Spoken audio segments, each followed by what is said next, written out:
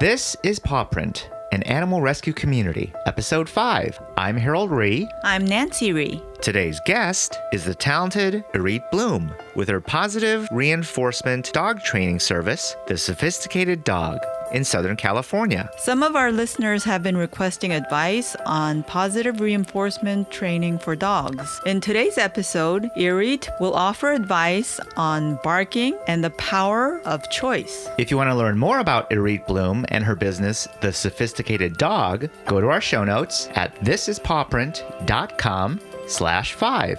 That's the number 5. I am a positive reinforcement trainer. I'm based in the Los Angeles area. I teach classes, but mostly I do private training. I deal with a lot of behavior cases. I would say that is probably somewhere between 80 and 90% of my business is behavior issues. Everything from separation anxiety to dogs who are attacking other dogs or attacking people. The business is called The Sophisticated Dog, and I like to think that I offer a sophisticated brand of training. How did you get into training of all things? I took kind of a convoluted route to professional training, but I've actually been training animals since I was 10 years old. My parents got a dog when I was 10, and whether by design or just by accident, they couldn't be bothered to train the dog, and so I was the one who did all the training. At the time, everybody used choke chains and corrections and all that kind of thing, and so that's what I learned, but I do think that I look back on it and I think I was still pretty gentle with my dog, probably gentler than the average person. Had a terrific relationship with the dog, great dog. He was the first of 3 Rottweilers that we actually had in our family, all of whom were incredibly sweet and gentle animals. Then I also started working with horses, so I learned how to ride and how to train horses, again, using very traditional methods. And then I went off to college. And I kind of got away from animals and animal training to some extent. And I took this sort of major detour into a completely other career. And then after a while, I was actually translating professionally. So after a while of translating professionally, I met my husband. We got married. We decided that a home was not complete without a dog.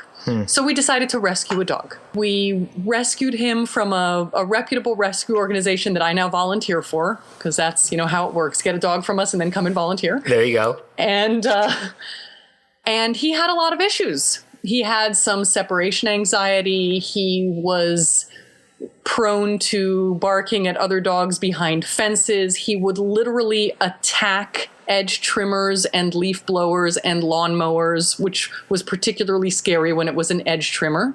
Oh, you mean so he would go after the actual piece of machinery while it was on? After the piece of machinery, not the human. The human was fine. He would attack the machinery. So that was all a little scary. Yes. I knew that I didn't have quite the skills I needed to deal with these issues. So I started doing a lot of research, reading books. I started attending conferences. And within about 6 months, I had gotten all of his behavior into a much more normal range. I actually use him now as a practice dog with dogs who overreact to other dogs. And we can walk by anything making any noise and he's completely fine. And I kind of got bitten by the bug. So after this sort of half year of starting up really quickly and learning all the advancements that had been made in the training world, I would be walking him around in the neighborhood and people would say to me, "Hey, your dog is really well behaved. Are you a professional dog trainer?" No kidding. And after about the 100th person said this to me, I started thinking, I was like, so I've trained my dog. I'm helping my family and friends with all of their dogs. Right. Of course, none of them are listening to my advice because they're not paying me for it. Maybe I would do better if I actually did this professionally and people were coming to me and actually saw value in it, as opposed to family members who say, "Oh, your dog's really well behaved. What should I do?" And then ignore the suggestion you make. Right.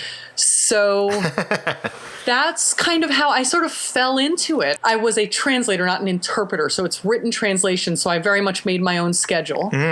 And so I was able to start to think about how I could get into the training world professionally without having to necessarily give up a full-time job. Right. Because I could still work in off hours. Right. Still got to pay the bills, right? That's right. That's right. And at that point, because I decided I was really serious, I wanted to make sure that I had a really good foundation. So I talked to a lot of people, did a lot of research, decided to enroll in something called Karen Pryor Academy, which is a training academy that teaches modern scientific training methods and is sort of like a grad school course. It was literally 20 hours a week between the online, the hands-on practice, everything else. Went through that program, graduated with honors, and hung out a shingle. Which, That's right. You know, And that was your start.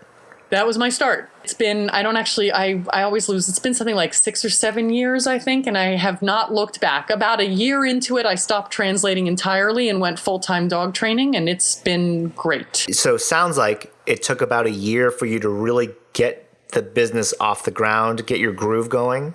Yes. Cool. Was it a good feeling to leave behind your prior translating work? You know, it was, and I think some of it just has to do with my personality and who I am. I'm a very social, sort of outgoing person, and the translation industry involves sitting at your computer and shooting emails back and forth to clients about what needs to be translated when, and it's not very interactive. Right. And so I would spend a lot of days just sitting at the computer, and while I enjoyed the puzzle of figuring out how best to say something in a different language, you know, take a thought in a very foreign language, because I did Japanese to English translation. So to take a thought in Japanese and make it sound both accurate and interesting in English was always a really interesting intellectual puzzle, but I didn't get to see people or speak to people or interact with anyone, really. Yeah. So I've really enjoyed being in an industry where I'm seeing people every day. I'm seeing their dogs every day. I'm also occasionally training people's cats. I've trained chickens. I've trained horses. So I keep saying dog training, but really it's more, if you have a domesticated animal in your home, I will work with it. There you go. For that chicken that just isn't potty trained, you're the person we should look up, right? It's actually almost impossible to potty train a chicken. Oh darn! I was trying to set you up as the miracle woman, but okay. But you can teach them lots of other things. Okay, great. Tell us a little bit about the whole trend of positive reinforcement. When you grew up, you weren't necessarily aware of positive reinforcement. You had used other types of methods. So talk about that. What a lot of people refer to as traditional dog training, where you sort of, yank the dog around and you are the alpha or whatever the domination is. Yes, dominance theory. It really dates back to the beginning of the 20th century and German military and police dog training. People, it does work. I'm not going to say it doesn't work. It does work. And so it became very popular, and it's a simple idea that's very, very catchy. Some things just stick in our minds neatly. That was what we all did in the beginning. But fortunately, there were people out there like Bob Bailey, like Karen Pryor, who figured out that all of the principles that B.F. Skinner laid out, where basically, reinforcement increases behavior, punishment decreases behavior, that you can lean heavily towards the reinforcement side and do a lot better. And in fact, Skinner, at the end of his career, one of the things that he said was that reinforcement is a much better way to change behavior and teach new behavior than punishment. And I'll talk about some of the reasons for that, actually. So one of the reasons is, again, as I said, while sort of the punishment-based, I'm going to yell at the dog if he does the wrong thing, it works in the moment, but it often doesn't last very long.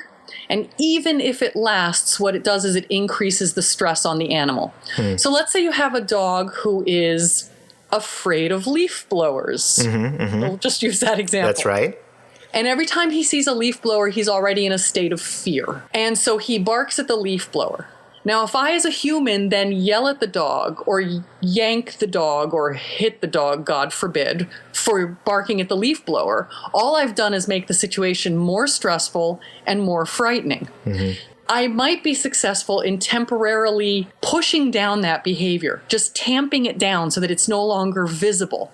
But the stress that creates the behavior is still going on inside the animal. And I might suddenly find that now my dog is chewing on the baseboards in my house when he didn't used to, because I've forced him to internalize all of this stress that before he was just barking at the leaf blower and getting it out.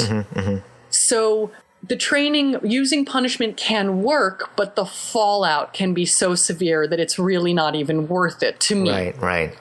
Add to that reinforcement teaches behavior faster, which is something I see every day. And there's a reason that positive reinforcement is the trend.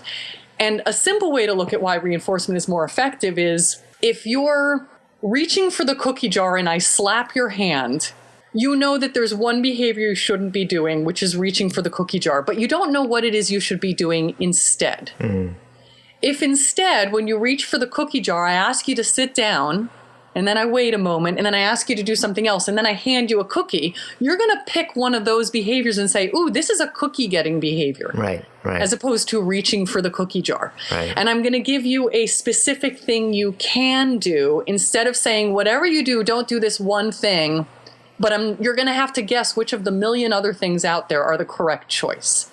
These are all reasons to use positive reinforcement. I think one of the reasons it's become trendy, to use the word that I believe you used earlier, is that it's effective, number one, because if it weren't effective, no one would be using it. That's right. And it's more fun, both for the handler and for the animal. And I also think that in today's society, at least here in the United States and in, Western Europe, people have begun to think about their pets as more members of the family. And just like you wouldn't put a prong collar or a shock collar on your child, people are starting to say, maybe this isn't something I should be doing to my dog. Right. That's come up in a big way, right? Yes. Let's say even in the past few years that you've been doing this, what changes have you seen in training? Have there been changes? There have been changes. So when I first got seriously into positive reinforcement training, we had fewer tools in our toolkit. People are beginning to understand that it's not all about treats or even toys. It used to be sort of you use treats or you use toys. People are beginning to understand that there are a lot of other things out there that you can use to reinforce an animal that are great choices. Like things like saying, well, if you sit at the door, I'm going to let you go out the door. If the dog wants to go out the door, that's a great reinforcer, and it's way more powerful than a cookie if he really wants to get out the door. Right. It's things like one of the discussions, and this is something that I've actually presented at several conferences on and is very much a hot topic right now. I hear about it now from a lot of different people, is the idea that letting an animal make more choices in their life and choose what reinforcement they want and choose when and how to do certain things. That in itself is extremely reinforcing. Right. Now that's fascinating to me. Can you explain or give an example? So, like one example, and this is a really simplistic example, but it's true. So, my dog loves. I feel like I'm outing myself. My dog loves corn chips. There you go. He just thinks they're great, and he also loves French fries. Okay. And my husband and I have been operating under the assumption for a couple years, had been operating under the assumption that he loved French fries and that corn chips were second. And so one day we decided to run a test. So I literally put a corn chip in one hand, French fry in the other hand, put them out there, let him sniff and decide which hand interested him more, and gave him that one. And then I switched hands and did the same thing a couple more times to test it out. And what I discovered is, given the choice, he would rather have a corn chip. This is really good information because it means if I'm training something that's really, really difficult, I can say to him, hey, I'm going to reinforce you for this with a corn chip, not just a normal French fry or whatever else. It's like a special high value treat. That's a really simple example of just letting the dog say to me, this is the one I prefer. Okay. Another situation which is a lot less simplistic is when I go on walks with my dogs, he has two major types of choices that he makes. One is what pace do we go, and the other is what direction we go. Now, direction I'm going to control a little bit more But pace, he's almost always completely in charge. If he wants to stand and sniff the same spot for 5 minutes in a row, fine, let him. He is obviously really enjoying sniffing this spot. And my assessment is that the walk is for the dog, not for the human. That's how I look at walks. So why not let him choose which walk he wants? Other times he might want to go really fast. And I don't mean fast like pulling on the leash, because we've trained him not to pull on the leash. But he knows about how fast I can walk and still keep up with him. Right. So he'll sort of hover at that pace when he wants to go faster through a certain area. I will let him choose whether or not to greet another dog, assuming the other dog is friendly to begin with, whether or not to go up to a human being who's friendly. These are all little places where I can let him make choices. Right. And then some of the time, if we're not on a time schedule and I don't need to be in a specific spot, I will actually let him choose if we turn left or right or go straight. Okay. The challenge for me when I hear this, though, is that, my wife and I, Nancy and I, we have 3 dogs. One is definitely the sniff the rose for 30 minutes straight. And then the other 2 dogs are more of the regular, hey, let's go at a little trot. I'll occasionally run after a little bird or a squirrel or whatever. Would it apply to those kinds of situations? So there's a couple different ways you can tackle a situation like that. So one thing is, especially in households with multiple dogs, I do recommend that at least once or twice a week, each dog gets a walk where they're alone. Nice. With the humans. Great suggestion. Yeah.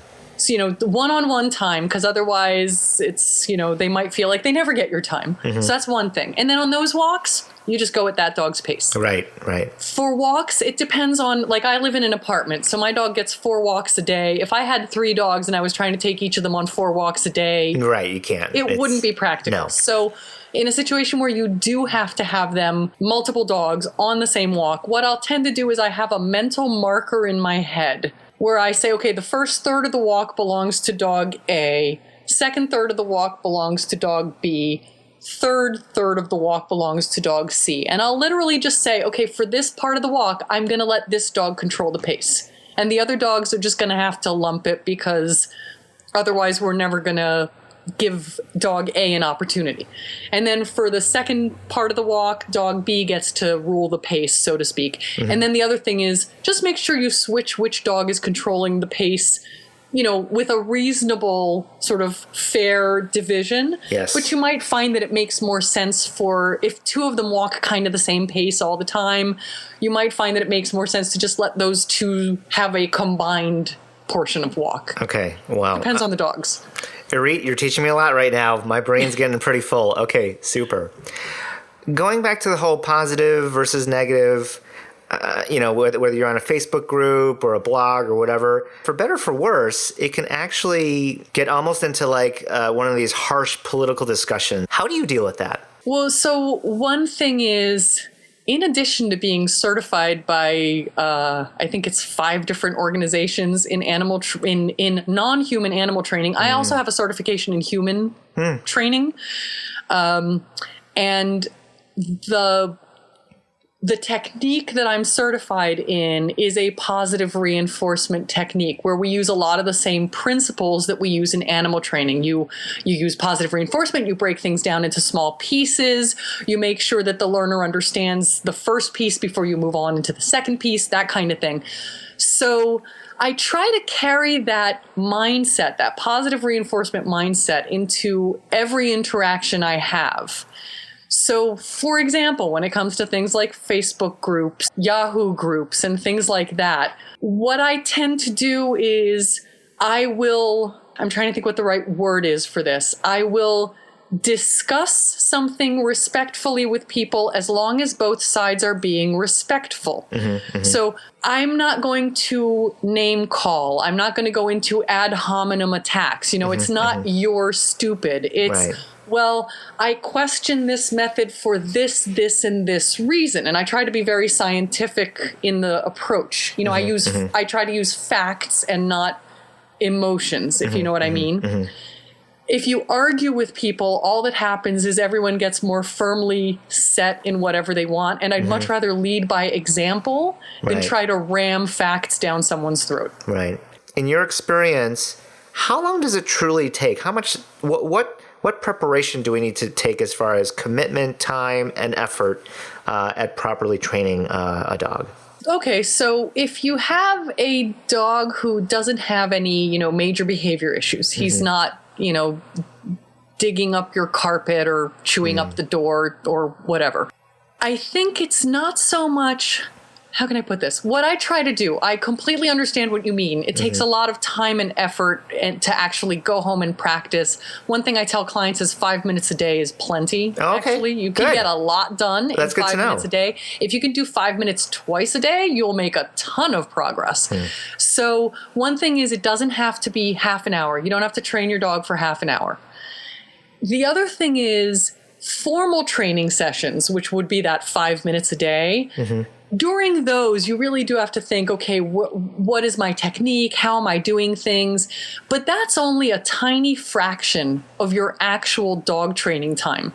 Your dog training time is every minute that you are in the same environment as your dog. There you go. Basically, if you're not training your dog is training you. It's best to be aware of what's going on. And so a lot of what people need to think about, I think, for the sort of long term, how long does it take to train a dog, is always ask yourself, what am I reinforcing right now? Like if my dog comes up to me and bugs me and then I go and I get his dinner, what have I just taught him to do? Come and bug me to get his dinner. That's right. I can't then complain 3 weeks later, my dog really bugs me around dinner time because I've actually shaped that behavior. I've built that behavior. If the first time he came over and nudged me, I just looked up and said, "Oh, it's dinner time." Well, I'm going to wait until he lies down quietly, Right. and then I'm going to go make his food. I could train something completely different. Right. And that's not a formal training session. That's more just in the moment saying, you know what, we've got the big brain. Yeah. Let's apply it to this situation. Having said that, though, to go back to your sort of original question, I would say if you have an adult dog, like a rescue dog who's come into your home, doesn't have any major issues, and you just want him to learn sit down, sort of a basic stay, a basic come when called, because both of those take a lot of time to get really, really strong, both stay and come when called, and walking politely on leash, 4 to 6 weeks of like 5 minutes a day. Good to know. And then the other thing is every walk is a training opportunity if you want to work on things like sitting or walking politely on leash or turning towards you when there are exciting things around, which is the beginning of coming when called. Those are all things you can work on every walk. Just 1, 2, 3 times during the walk, just call your dog's name, feed him a treat.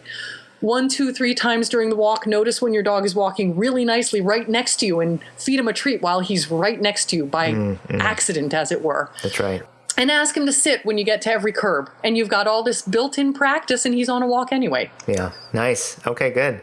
Well, want to give you an opportunity to really show off your own successes. Tell us or share as many success stories as you'd like as far as, difficult dogs that you really were able to make a big impact on.